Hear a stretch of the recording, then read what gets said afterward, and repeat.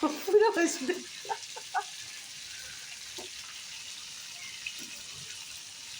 আমার জামাই বানাইতেছে রুটি।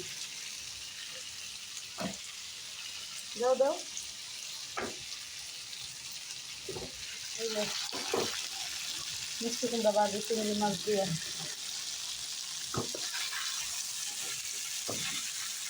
সরালো, তেলটা সরালো।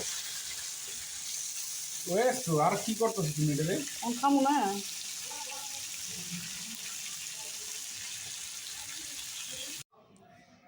জামাই রাতের নাস্তা এখন রুটি মুটি বানিয়ে এনে দিছে, কলা খেতেছে না।